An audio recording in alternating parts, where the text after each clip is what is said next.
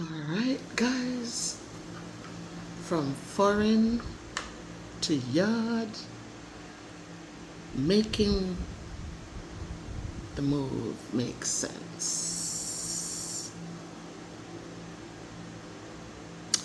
So you have lived abroad, you have worked hard, you have saved, you have sacrificed, and now you feel that tug, that gentle whisper calling you home, home to your yard.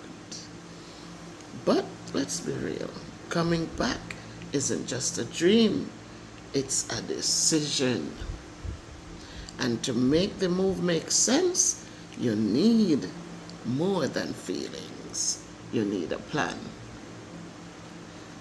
So guys, today, you know that I'm your girl, Miss Bev, and I'm here with another video. And today we're just diving into what it really takes to return to Jamaica with clarity, confidence, and common sense, whether you are weeks away from the move or just planting the seed. This video is for you. You'll know that I'm here. The new subscribers, or maybe some of them didn't subscribe, but they happen on a video or two that I've done, and some of them in the comments are saying, oh, she never, it's like she's not even encouraging people to come home.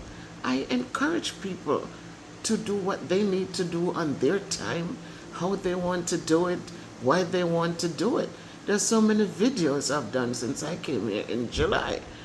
And so today I'm just going to look at the making it make sense, because a lot of times we plan to come home and we're just coming home. You know, this morning I saw a comment where I was talking about, what was the title I did?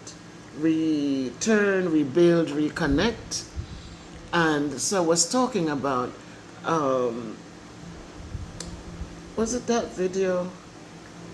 But I did a video about, and I gave the interest rate here in Jamaica for mortgages. And somebody says, you think I could? That's way too much. My interest rate in America is only 5%. I was paying 3% on my mortgage when I had it. My mortgage was 3%. It was so hard I couldn't refinance and take out equity out of the house. I couldn't do anything because who was going to give up 3% for something else? So guys, listen, the only thing we have to remember, as I said, if you're coming, you're coming. And you have to come and expect that what goes on in Jamaica is different in America. And that's all I have to say. I said my shocker was when I come, and it's real that the Chinese are literally taking over. We see that, we know that. And when a lot of us come return as residents, and we come and we stay in our little shell, and we're not involved, and we just come home for the sunshine and that's it, then it's just gonna get worse, because when you ask, you stand in, I remembered years ago when a young girl had gone into a supermarket in Clarkstown in Trelawney, and I think she didn't have enough. I don't know what happened. I know she picked up something, and it seemed like she didn't have enough, and so I blame her for that. You don't have money, don't pick up people's things. You leave it alone. But for the woman, a big old woman, to get up and box the little girl in her face, box her, because she pick up something. How do you equate a box in the face to pick up an item that you can simply say, put it back? You don't have the money for buy, put it back.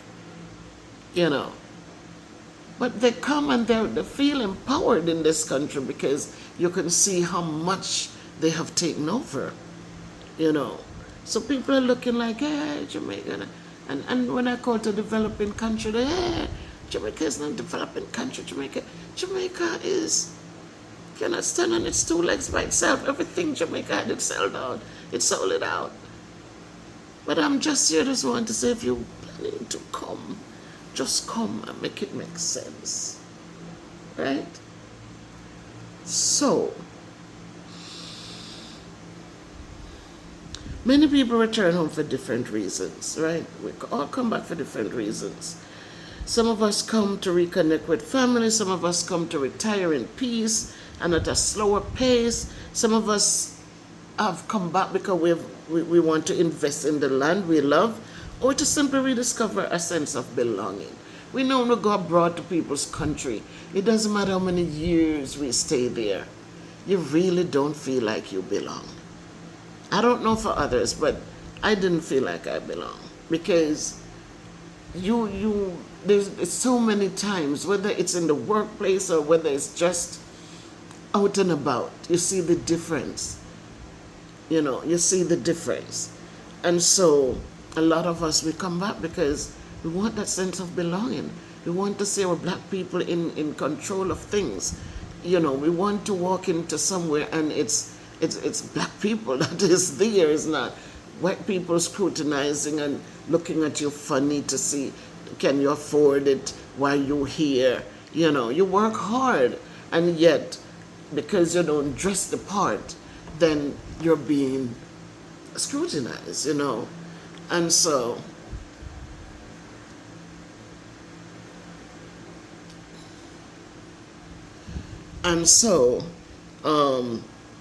we return home for some of those reasons where you want to feel like you belong somewhere.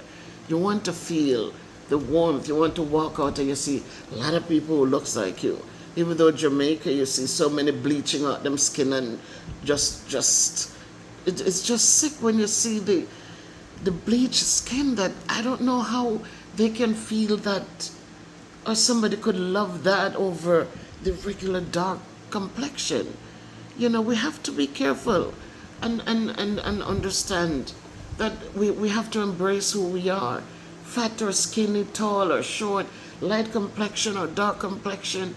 We got to remember our foreparents are from Africa. And so let us embrace who we are and feel proud of our heritage. And, So many people return home, again, for different reasons: to belong, to connect with your family. Some to just retire in peacefulness. You want the calm, you don't want the hustle and the bustle. To invest in the land that we love. To simply rediscover a sense of belonging. But love for Yaad must be matched with wisdom. We have to be wise as serpents, harmless as doves. Because while the sun shines bright here, the system can test our patience.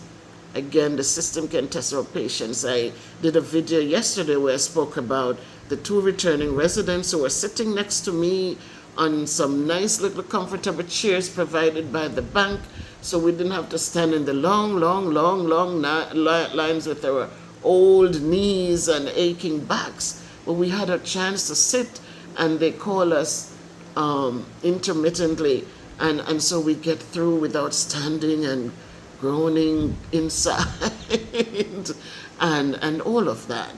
But yet they were complaining about, if they were in America, you can go back to America. That's what I would say. It's not like you come and you see the difference. You can talk about it. But to talk about, you can say, boy, them slow down here, but you get things done. Look at the bigger picture. You're no longer in America. You chose to come home for a reason.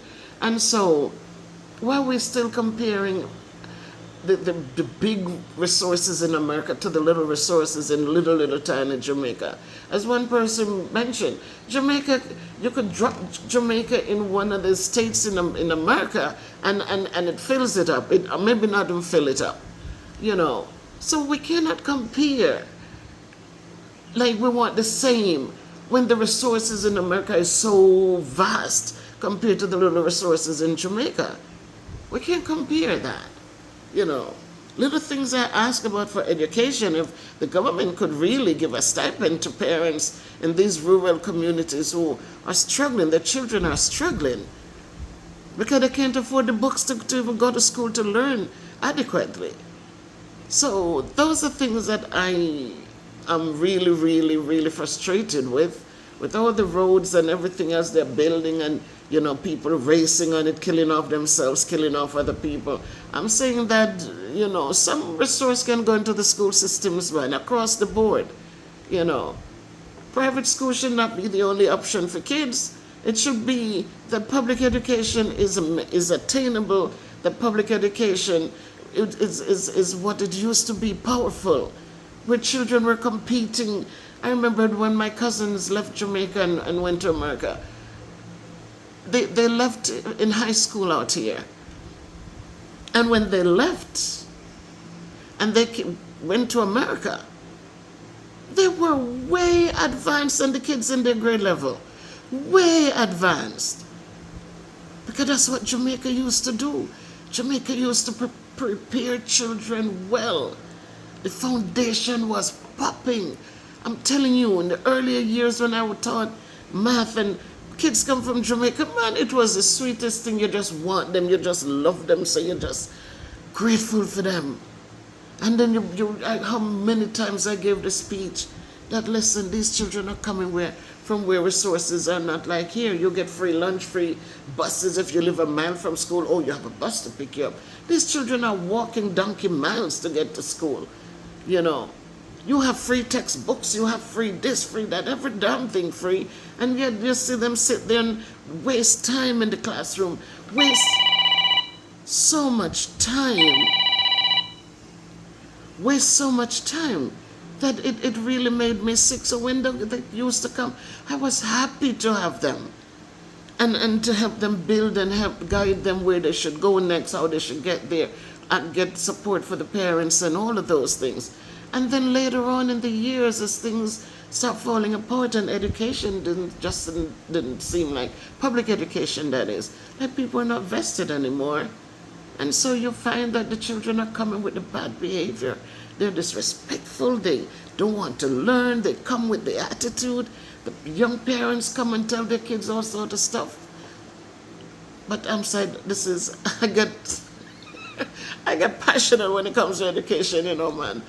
But let me stay on track. Let me get back on track, because what I'm talking about today is if you're returning home, to make sure you're doing it with sense, So let's talk real talk. Making the move makes sense means thinking ahead. Here are a few non-negotiables, guys. Please. And this is just my opinion. Look, I am, as I said, I was a teacher for many years. Don't you look at your situation, and if this helps you, I am happy, But I'm just saying to you, when it comes to housing, do you have a place to stay or a plan to build or rent? Don't assume. Please don't come home assuming that this would have been this or this should have been that. It's best to inspect it for yourself. The next thing is your income and expenses. Can your pension or savings stretch here? I come home and realize that Jamaica is very expensive, but again, that's my opinion. The cost of living is not what it used to be. It surely is not what it used to be. And we expected that it would have gone up, but for it to be competing with American prices, it is unheard of. When it comes to healthcare, what is your plan? If something happens, private healthcare, NIS, or medical insurance? Remember, if you're retiring from America, you get your Medicare. At a certain age, then you know that if you're 64 now, you should have applied now, depending on when your birthday is, at least. Depending on when your birthday is. So if your birthday is coming up in August, you should start applying now. You should start looking for the other parts, because you get A and B, that's a given, but remember that I think they're only paying 60%, so you want to look for the other, I think, C and D or something like that, that will supplement what you get from Medicare. And so, again, what are your intentions? Are you going to be going back to America? A lot of people come home, they're done with America, but remember that if you get Medicare, if you have insurance there, you can go up, get your things done, and come back home. as well as you can compare your prices here in Jamaica and decide that Jamaica has everything you need. You don't need to go back to these other countries. For security, be mindful of location, but don't live in fear. Know your community. Know the people around you. Again, I tell people, come in at night, come in at the daytime, see and listen to what goes on. Come in on the weekends when people are not working to see what goes on, and then make your decision. Your documentation, your TRN, your bank accounts, and IDs, sort them out early. You know that for passport, you go to PICA. They have in Montego Bay, they have in St. Anne, they have in Kingston. So work on getting passports and stuff like that, your passport stamp with unconditional landing status, and do what you have to do. Don't think that your driver's license from America won't work here. You won't drive on it, but it can be used as an identification.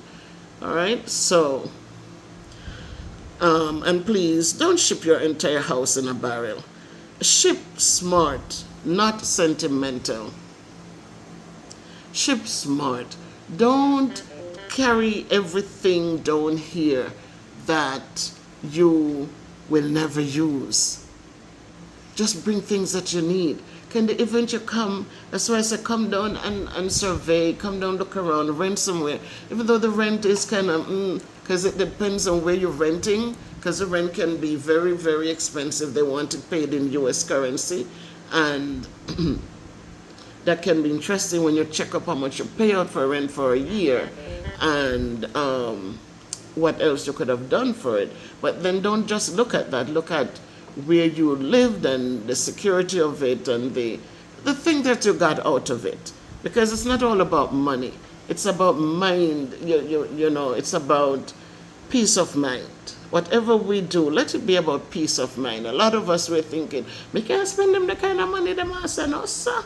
Like somebody said they get somewhere to rent for $250 US. I don't know if it's what space they were in, or, you know, and it's a given, it might be so, but peace of mind makes sense while you're looking around to find exactly what you want to do, or how you want to do it, and where you want to do it. So those are things to take into consideration. And then for the emotional side, guys, returning home isn't just a physical return. It's deeply emotional. You might feel joy, but also disconnection. That is something that I have been going through, the disconnection with my old friend that I used to get up and go walk with religiously. And also the children, you know, my grandchildren. We talk, and then I just want to be home again with them. But so you might feel joy, but also disconnection. Old friendships may fade. After a while, people don't call much anymore. You don't hear from them much anymore. And new relationships take time. When you come home, it's hard to just jump in and say, oh, this is my friend, this is my friend. It's a little interesting. And so this is normal. So give yourself grace, create community, and remember why you came. So again, as I said, I created my small community. It's small, it's growing, but the thing is, I'm not physically. I think if I was physically in a church here, maybe more people. But just connecting with one person and see that sometimes it's best to kind of not be too there, because everybody is looking at you and they knew you from school days, and they want. And the complaining, the crying, oh, they don't have, oh, Lord, I can't. And if you're somebody who's a giving person, yes, going to tug on your heartstring. So I'm kind of like, it's not that I don't want to give, but I am on a fixed income. So you can't just give, and then you left you behind out a door. You have to understand that if they're stretching their hands, it means that they're not going to have to stretch to you when you run out. So it's a catch-22. People see you coming home and they don't think that you're coming home to pay bills as well. You have to pay light bill, you have to pay water bill. There's nothing for free. Even if you put up a tank, if the water runs out, you have to buy water put in there. So people, they're just people who just see you come and they figure you come and you don't have needs anymore. But if you come home and you took out a mortgage to buy a home, you have mortgage to pay. If you're running air conditioning to keep yourself cool and comfortable, it's going to be a huge bill every month. And you have to eat and you have to live. And so if you come and you have a car that you have to put gas in, and because some people don't think, and a lot of people, they jump in the vehicle and they jump out and they don't stop to say, oh my God, it's gas that runs it, it's not water. And so they can say, look man, hold this and buy back your gas. A lot of people just want the handout, and there's nowhere on earth you can live, like that. Because it's going to come a time when you're going to need a little help. So just know that from foreign to Yaad is more than a journey, it's a homecoming. But like any journey worth taking, it demands a lot of preparation, patience, and perspective. So you can thrive here, you can rebuild, but only if you return with open eyes. See my eyes open? You have to return with open eyes and an open heart and a solid plan. So I'm not saying you should be mean and selfish, but I'm just saying we have to know when to stop. The other day, as I said, something happened with little Kayla was concerned. And I am still in shock, like, how could they, after you give so much, and then they're telling her, I need to send more. Send more, send more, send more. Not if you can, but tell your grandmother to send. And I'm like, how much more must I give after I gave so much? I don't know. So if you found this video helpful, my people, don't forget to like it, to subscribe to the channel, and share with a friend who is thinking of coming home. And drop a comment below. What's your biggest question or concern about moving back to Jamaica? I'll be answering them. I'll be answering the comments, because every comment, unless you're very disrespectful. If you're disrespectful, I cannot ignore your comment. But, and if, sometimes people say things and I just can't figure it out. I don't know why it's said, what the tone is, and so I leave it alone. But if you have legitimate questions, post them there and I will respond to them. So, until next time, if you can be good, be careful, but walk good and walk wise. That's the only way to go. Walk good and walk wise. And added to this video, you're going to see this little video that I attach here, where I was just grateful for my gift this morning. So as you build your little community, you're going to see that there are going to be people there who truly cares and will reach out to you and just reach out to you. So as you come home, guys, create your communities and, get to know people, and just go on living. Just by God's grace, just ask Him to guide, to protect, to prosper, to open doors, to just help you. Because if we do it on our own, we know that there's going to be a lot of hiccups. But when we ask God to guide, when we ask Him to help us through any process, we find that He shows us certain things to avoid, and He opened doors for us that, are just full of blessings. So until next time, guys, this is your girl, Miss Bev, and I say, if you can be good, be careful, but walk good and walk wise. Let me try this. Thank you, my son, for this. So instead of stretching to turn off the camera, we'll just try it from here. Hey, so we got a bag from a friend. What's in there, Kayla? Come on, mangoes. Oh, come on, mangoes. Oh, my God. Our first set of oh, thank you so much. Could you put them on the counter for me, please? Guys, look at this. A blessing came. You know how many years I haven't eaten a common mango? As I said, the mobile market lady, she brings mangoes, but it's the other kind of mangoes. It's uncommon mangoes, like very expensive. And my friend came down from St. Mary, and see, I didn't even hear when he came here. So he left it on the gate for us. And look at that, guys. Look at that. Look at that. Those are common mangoes. Beautiful. So this is not a lot. Kayla will have 2. I'll have 2. Then we have 2 and 2 more. And then I might have 2 more. Or maybe she gets 1 more and I get 1 more. So guys, it's good to live good. We came here and this is a part of my small community that I built. Breadfruit, I don't have breadfruit trees. I'm not near family property to bother anything there, but my friend who was a neighbor across the street, when we came, we met him there. And when he goes up to his family and his property, he brings down breadfruit, he brings down yam, he brings down, now we get common mango. He said they're just ripening, and so he brought us some. So God be praised, we give thanks for all these little blessings. They might look little and look like, oh my God, you're excited for that. But for me, it means a whole lot, and so we give thanks. So Lady Kayla is ready for school. Her hair is done short this time, so we'll see how long it will last. So she likes the hair down, so when I would pin it up, she comes home with the hair looking like, I don't know, right? I don't know. So we did it this time. I told her to do it short so we don't have to pin it up.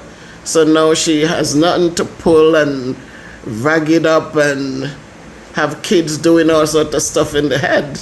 She has it nicely done. So I'm going to neaten it up now so she can get to school looking like a beautiful princess.